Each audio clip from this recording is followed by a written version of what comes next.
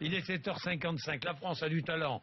Il y en a un, mon cher Laurent Neumann, bonjour Laurent, il y en a un qui est persuadé de ça, plus que persuadé, qui est d'un optimisme sans limite, c'est le président de la République. Oui, il habite à l'Élysée, ce sera un cas absolument formidable, je crois, dans les livres d'histoire, mais aussi pour les psys, parce que c'est un résilient, François Hollande. Il vient de vivre une année absolument cataclysmique, la courbe du chômage qui ne cesse d'augmenter, 181 000 chômeurs de plus sur l'année 2014, des sondages qui restent très bas, même s'ils ne baissent plus, l'affaire Trierweiler, 3 élections perdues sur la seule année 2014.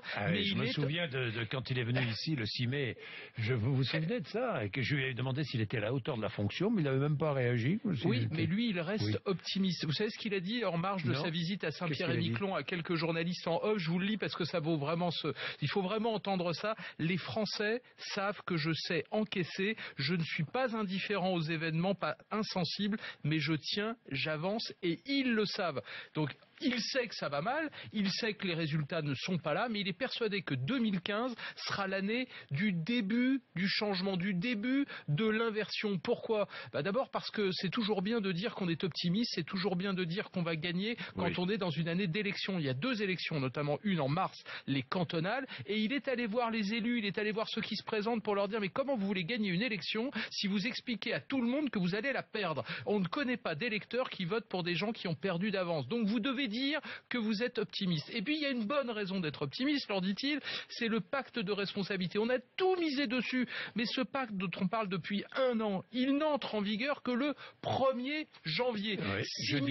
6 milliards et demi de baisse de prélèvements supplémentaires qui s'ajoutent au CICE, environ 20 milliards. Il y a 10 millions de salariés qui vont être concernés. Et il dit, voilà, ça commence maintenant, on pourra en mesurer les effets au mois de juin, il faut absolument être optimiste. Et d'ailleurs, il y a des vœux dans 48 heures, des vœux qu'il va présenter aux Français, où il va dire 2 choses. 1, que la situation va s'améliorer en 2015, qu'il faut apaiser les tensions, et il va parler de rassemblement et des valeurs, ce qui sera pour lui une façon de répondre à la montée du Front National et à tous les Éric Zemmour qui surfent sur les peurs de ce pays. Et à la montée aussi de tous les extrémismes, de gauche, de droite, et répondre à une partie de sa majorité, qui ne croit plus en lui. Il parle à la gauche, et d'ailleurs ça vous a pas échappé, il se mitterrandise ces temps-ci. D'ailleurs les vœux, il ne va pas les présenter de la salle des fêtes, mais de son bureau pour dire aux Français, comme vous avez vu, Mitterrand. Je travaille comme François Mitterrand, et puis ça vous a pas échappé que maintenant, il y a un chien à l'Élysée, il s'appelle Philae, c'est un labrador, une femelle de 2 mois,